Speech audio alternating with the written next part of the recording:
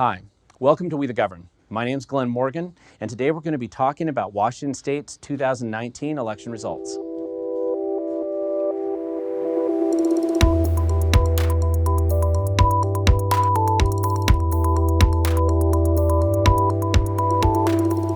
So we're going to be talking about Washington State's 2019 election results. And in 2019, it's considered an off-year election, which means most of the elections that were on the ballot were for local issues or for some statewide initiatives. And I think it's worth looking at what happened in Washington State and the indications that this off-year election these results might have on big, major, what are considered main elections in 2020 and looking forward. So the big thing that was on the ballot this year were car tabs. And as it turns out, Initiative I-976 passed. This is the third time that this initiative, this policy, has been on the ballot since 1999. And once again, Washington State voters really, really mean it when they say they want $30 car tabs. And the $30 car tab initiative, I-976, this was actually the third $30 car tab initiative that initiative promoter Tim Eyman has gotten on the ballot in Washington State. Again, the first time was in 1999, 20 years ago. That passed easily. He did it again in 2002, which actually eliminated some of the local taxes that were being added to car tabs. But of course, just like barnacles growing on a ship that has been sitting in the salt water far too long, the governments, local and state, had found ways of adding taxes to car tabs. And so despite the fact that voters in the past had said multiple times that they wanted $30 car tabs, many of them, especially in King County where Sound Transit was located, had been discovering multiple hundreds of dollars for their car tabs. And the voters just wanted to get $30 car tabs. Tim Eyman tapped into this. He knew it, put it on the ballot once again, and once again in 2019. Despite King County and Seattle's opposition, it passed. Of course, the people who were opposed to 976, instead of attacking it on policy grounds, they made it all about Tim Eyman.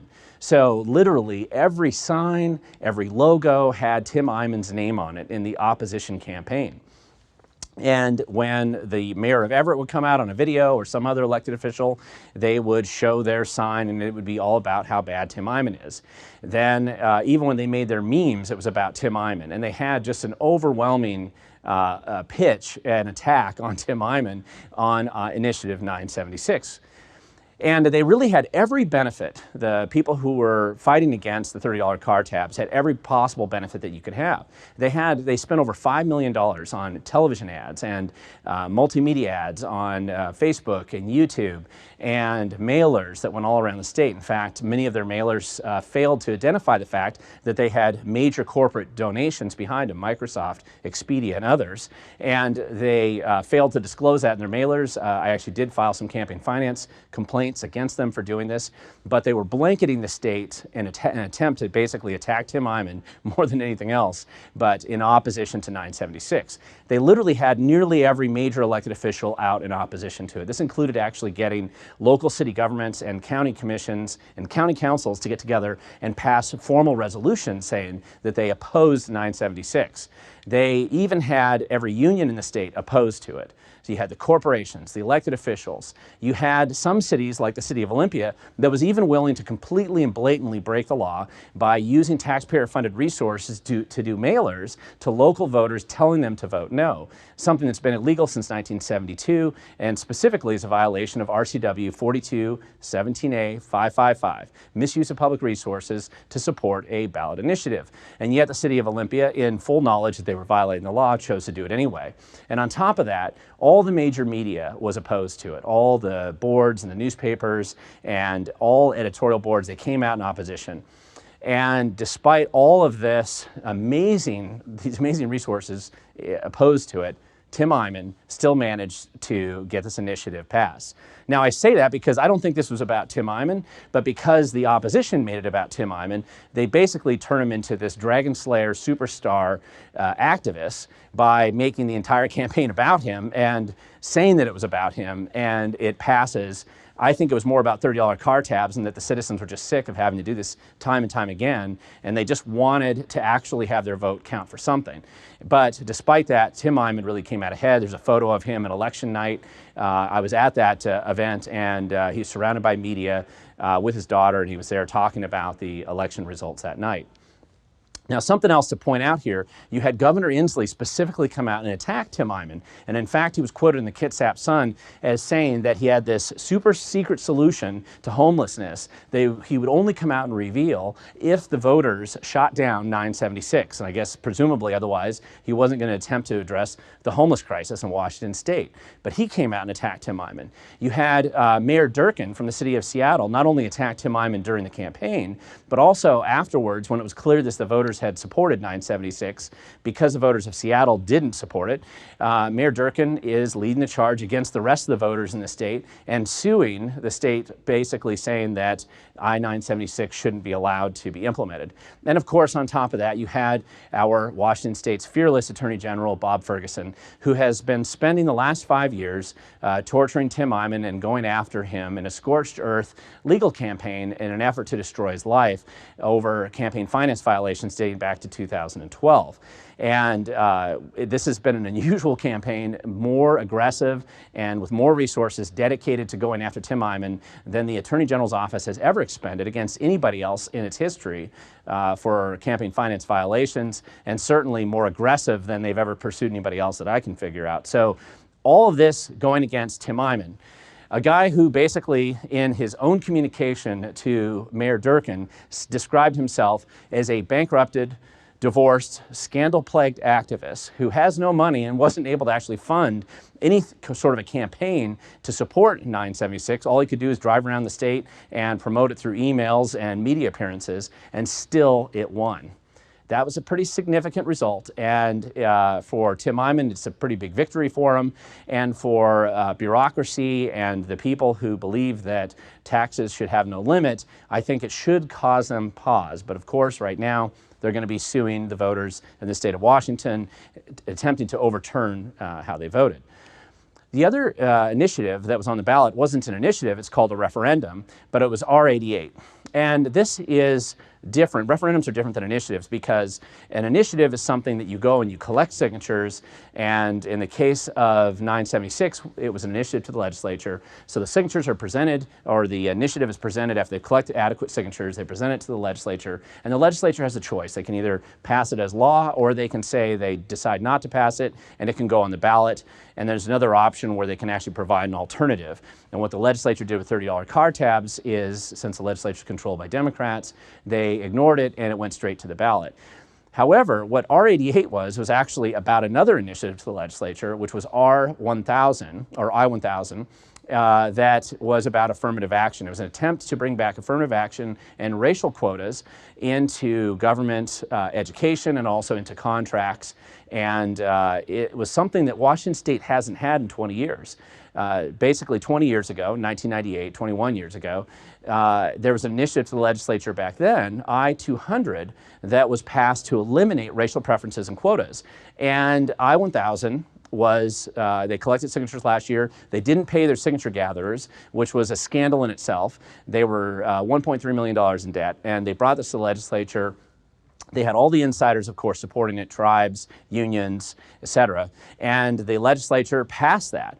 Well, there had been a group of citizens mainly led by Linda Yang, who had been opposed to this, called Asians for Equality, and they were in opposition, and they wanted to stop this. And if you actually look at the results, by the way, of R-88, it passed overwhelmingly. There was some places that supported it, Seattle being mainly the place that supported it, a couple places like Jefferson County, which is kind of a bedroom community for Seattle, and the mini-me kind of Seattle up in Whatcom County, which is Bellingham. And the citizens who organized this campaign were basically led by Linda Yang, who's actually here on the left, and John Carlson, who's next to her. Now, John Carlson is a talk show radio host from Seattle. He had led the original I-200 campaign and had been instrumental in getting that on the ballot and passing it back in 1998.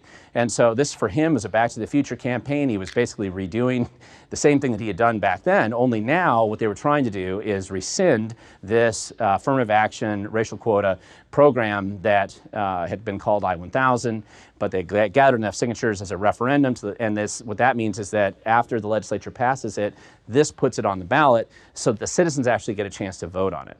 This was no easy task. Linda had never done this before. Many of the people that were working with her were brand new to this process. This was a very new thing for them. They had to go out and raise over $1,000. They were sued multiple times and brought to court over their ballot title. They were challenged at every step of the process. It was not an easy process for them to do this.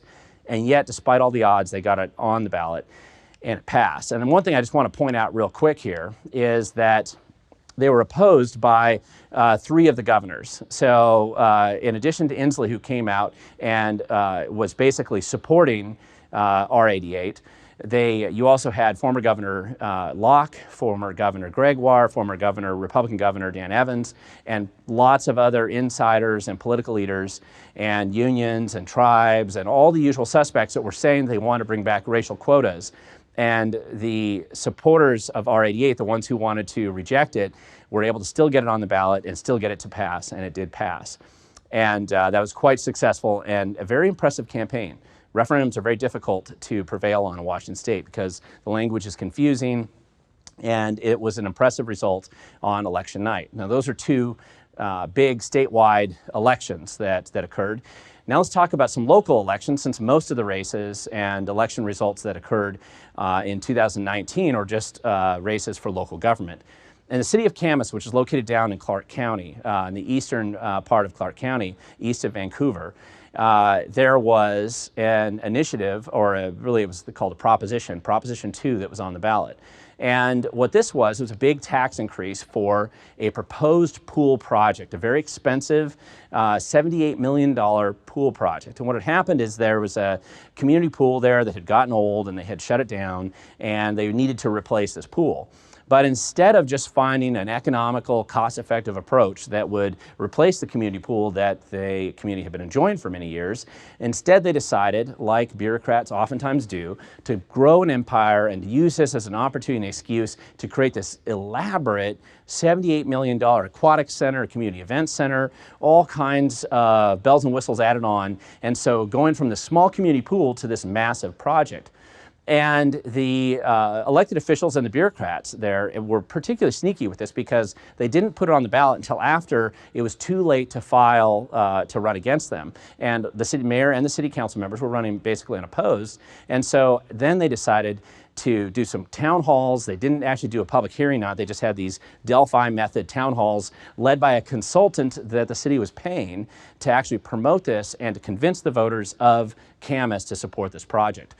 But there was a campaign that started up by local citizens to oppose this. And they were saying that they were recognizing $78 million in a small city like Camas is a big deal, and it was an entirely out of control campaign plan that the mayor was pushing. And one of the problems, too, was that they had an October 2nd, one of these town halls again, which was really, again, a promotion. Citizens were asking questions about this. This is a huge tax increase.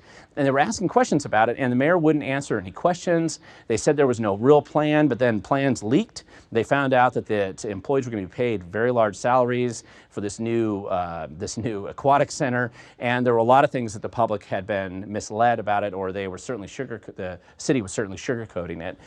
What's most impressive about this is it's very difficult for citizens to engage and stop something like this. The city of Camas had actually paid a consultant $69,000 to run this campaign, which is illegal. They're not allowed to do that. I did file a campaign finance complaint against them for, again, misuse of public resources to support a proposition on the ballot. But it's still very difficult to overcome that. And yet, despite that, on on Election Day night, the citizens of Camas came out 9-1 in opposition. And you look at these election results, and I'm telling you that it's very difficult to actually get anything that would, to put anything on the ballot that you could get a 9-to-1 agreement. Usually you can't get a 9-to-1 agreement to agree that the sky is blue, and yet citizens came out and opposed it dramatically.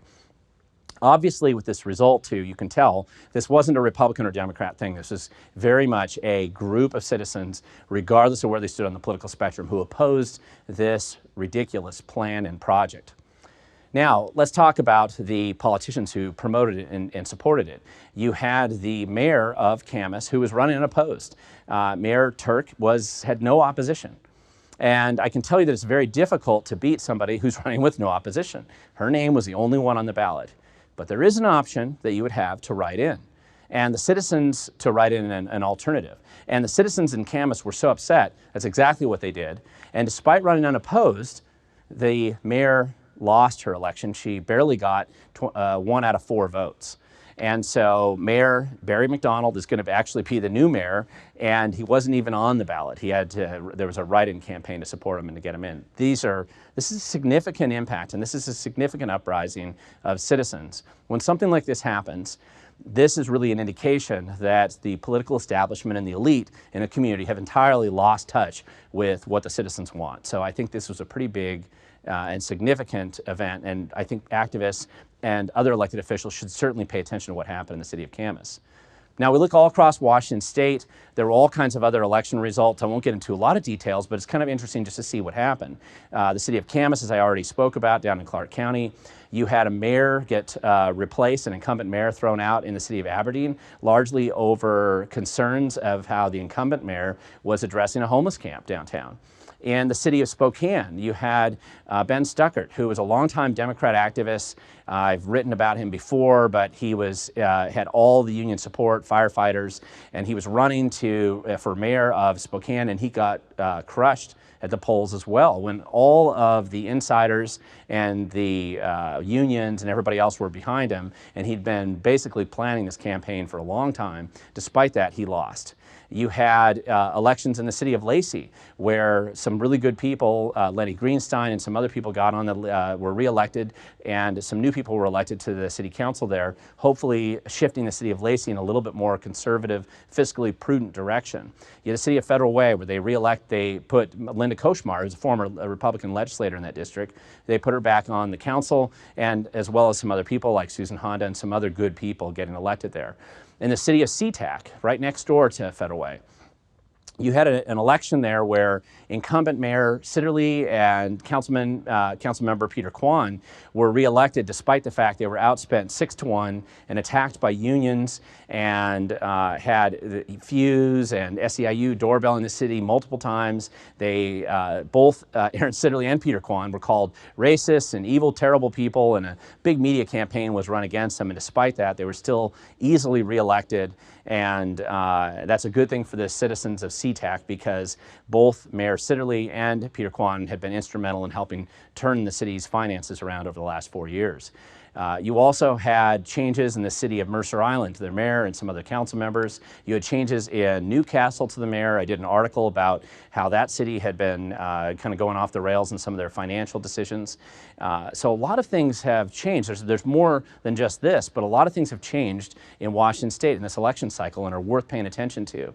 And I think it's important, even in these off-year elections, when people don't tend to pay a lot of attention, to realize that as an activist, as somebody who wants to be engaged in your community, the future belongs to those who show up. If you want to make a difference, like the voters did in the city of Camas, like they did in Spokane, like they did elsewhere, you have to show up, you have to engage, you have to get involved. It's important that we do this, and I think these are important stories for us to review and see what worked and what didn't.